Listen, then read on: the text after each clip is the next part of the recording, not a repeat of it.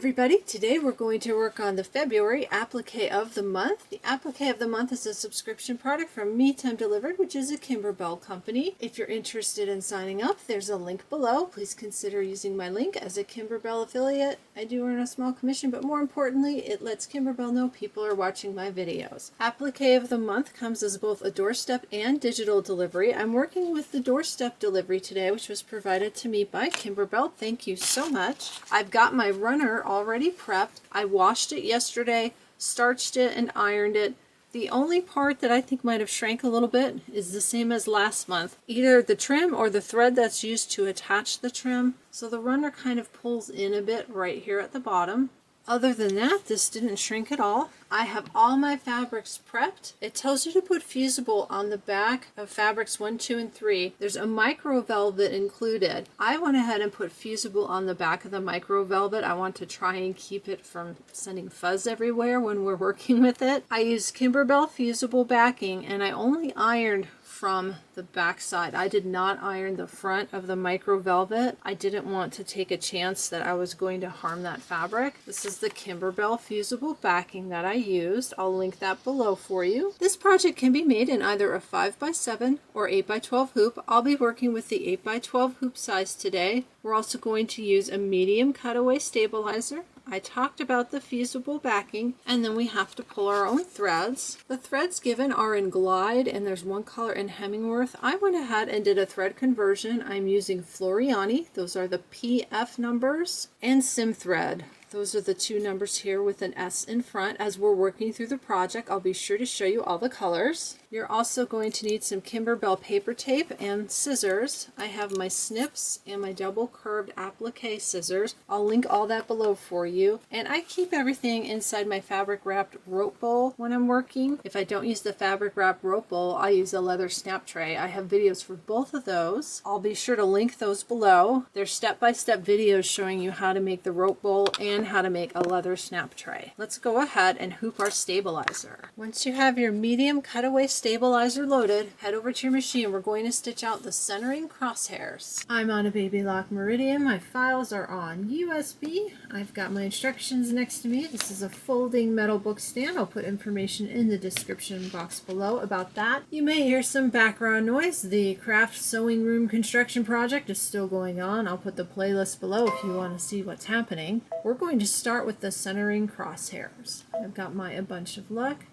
Centering crosshairs. We'll go ahead and hit set and embroidery. I have a white thread on my machine and a white stabilizer, but I'm going to leave it and stitch it out like that. You want to stitch out the centering crosshairs directly on your stabilizer. It's going to help us place our table runner blank.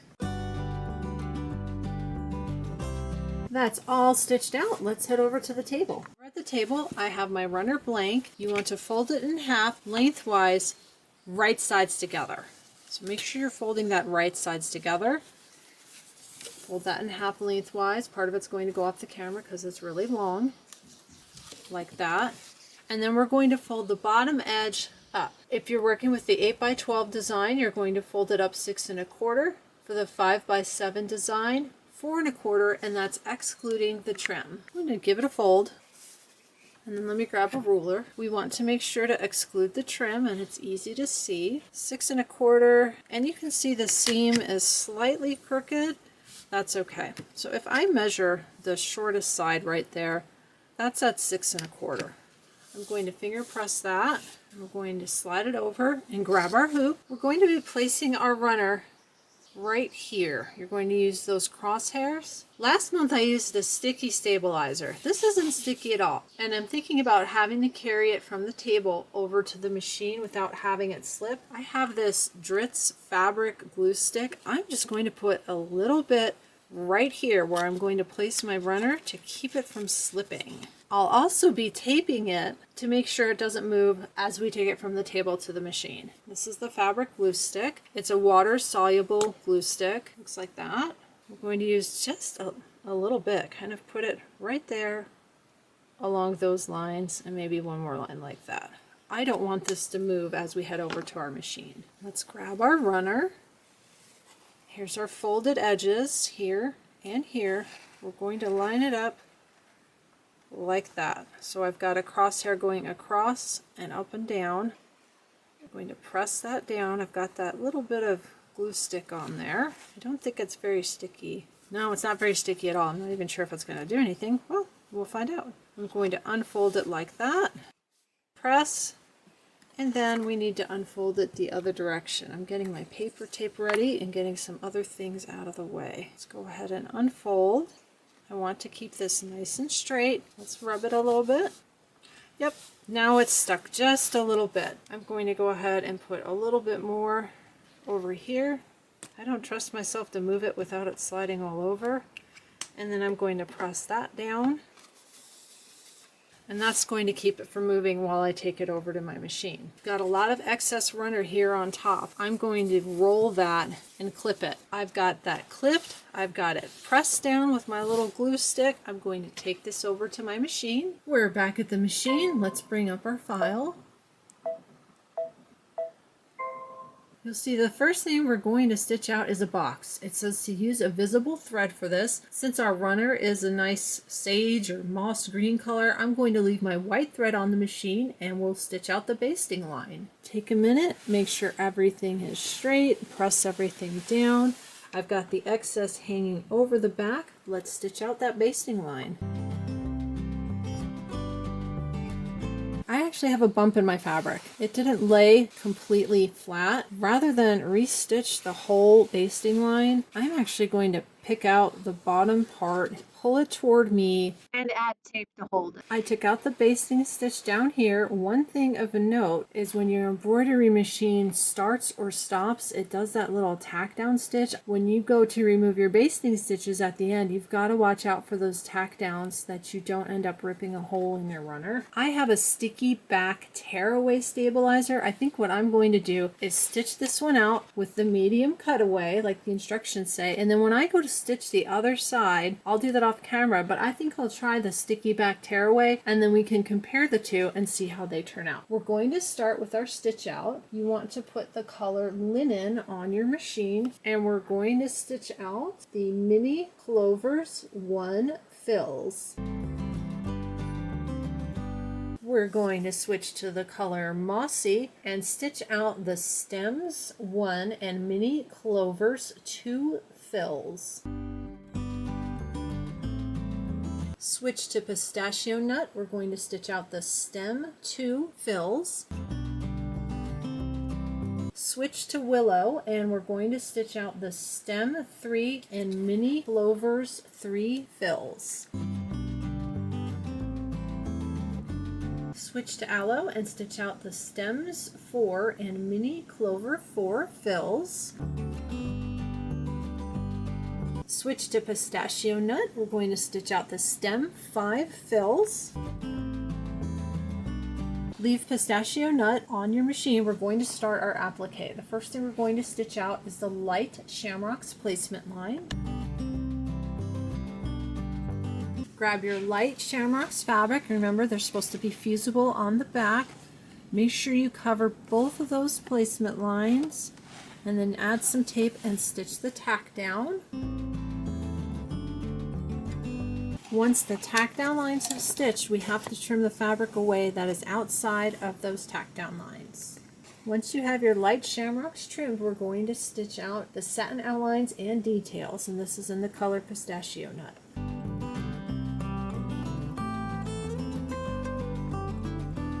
We're going to switch to mossy and stitch out our placement line for the plush shamrocks. That's the micro velvet.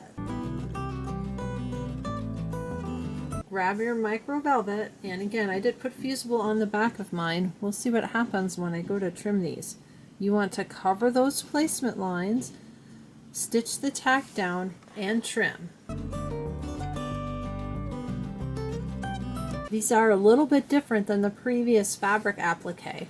We're going to trim outside the stitch line just like before, but once you do that, you're finished with these shamrocks. There's not going to be any decorative stitching, so take some time as you trim this. These are both trimmed. I do think the fusible helped keep some of the fuzz down, but not all of the fuzz down. What it did do was make it really difficult to trim. They were a lot thicker, and I can see a little bit of the fusible right here. So kind of your call on that one. Be careful trimming this one right here over this satin detail stitching. It's hard to get to it. Let's go on to the next step. I'm going to switch to the color Willow and stitch out the placement lines for our medium shamrocks. There's only one of these. This is the medium shamrock fabric. We want to cover the placement line, and then we'll tack it down, trim it, and stitch the decorative outline.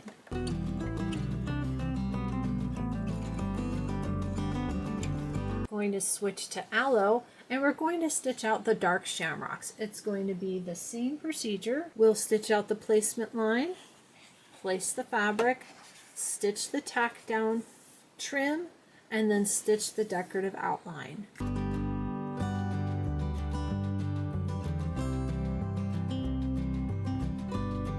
All the shamrocks are stitched out. The last two steps are stitching out our bow.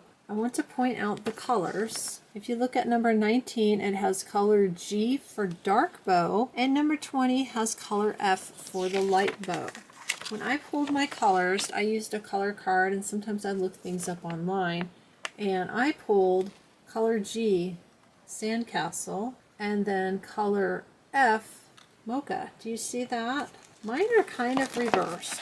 So since the first step is to stitch out the dark, I'm going to use the darker color, and then the second step I'm going to use the lighter color. Here's the color numbers for both of those. It seems to make more sense to me, so darker, lighter. I'm going to stitch it out like that, and that's the last step at our embroidery machine.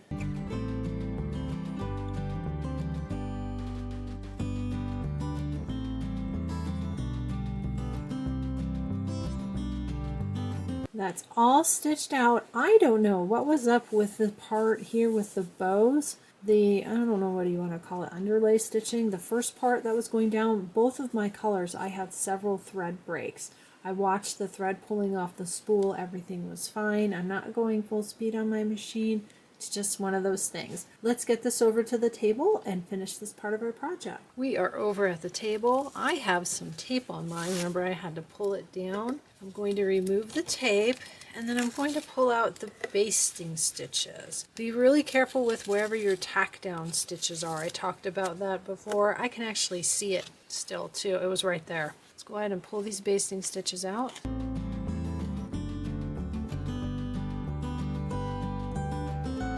Got all the basting stitches out. Sometimes it's easier if you flip it to the back, and you probably saw me pop the bobbin thread every 3 or 4 stitches, and then you can go to the front and pull out the front stitch. We want to take this out of our hoop, and then we're going to cut away the excess stabilizer. I'm going to flip it to the back. If you have a medium tearaway, I think a medium tearaway would work as well. Then you don't have to sit here and cut it away. I just need to trim and cut away the extra.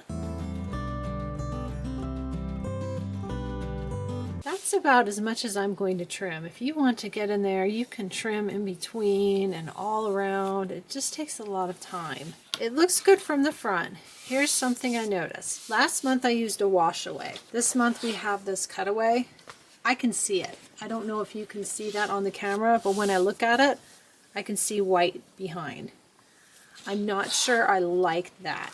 I think I liked the wash away better, but with the wash away, when I washed it away, I got puckering around the design just a little bit, and even when I ironed it, I still had a little bit of puckering. That was last month's. This is totally flat. I have no puckering whatsoever, but you can see that backing. So it's up to you what you prefer. I think some people actually put muslin or fusible all along the back of the runner before they even start. I'm not sure I would do that. But this is one side. It came out great. It's a lovely design. It's a nice clean stitch out. It looks good. I don't think anybody but us embroidery people are going to notice that stabilizer line. I think that's just something we notice because we're familiar with the craft. This was a medium cutaway stabilizer. I have this self-adhesive tearaway. So it's a sticky stabilizer. It feels like a medium weight. I'm going to try this on the other side, and then we can compare. I stitched out the other side of the runner on my sticky back tearaway. I'm going to take it out of the hoop, and we'll take away the stabilizer, and then we can compare the two.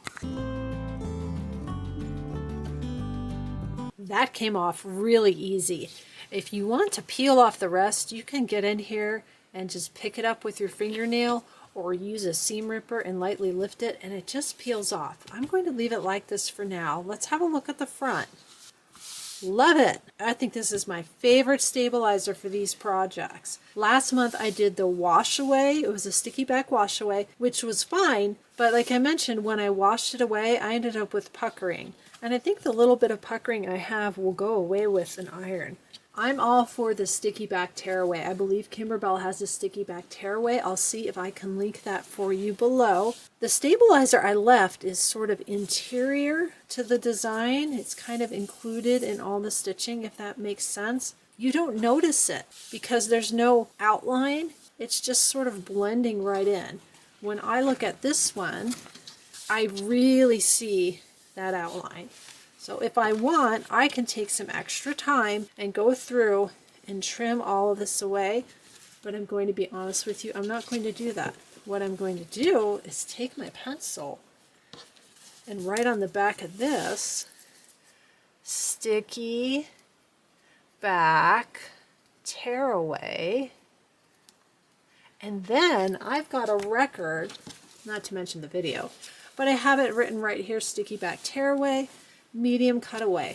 I have a comparison. So if I'm ever showing off some embroidery projects and comparing stabilizers, my January runner used the sticky back wash away, and then here I have a medium cutaway and a sticky back tearaway. Gives me some good examples. Thank you so much for stitching along with me for the applique of the month, a bunch of luck table runner project. Let me know what you think of the stabilizer choices and what you think you might use. I have some great stuff coming up on the channel. I am going to be busy. You may have seen the product preview video on my channel for the Kimberbell home sewn tiling scene.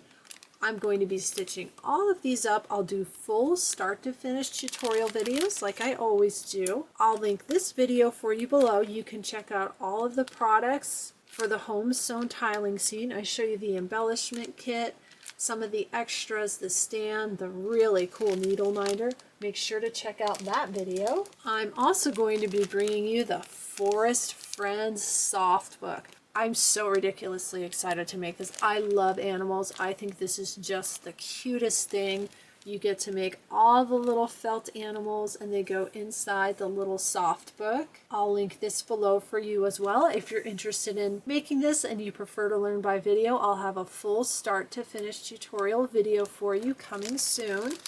I'll also be bringing you the next Hoop Studio when that releases. Please be sure to like, subscribe, and share. Let me know if you're going to be stitching up any of these other projects. And don't forget to join my new Facebook group. That's linked below as well. It's a private Facebook group. You have to answer one security question that helps keep out the spammers and the bots. I hope you've enjoyed making another applique of the month runner with me, and I will see you next time.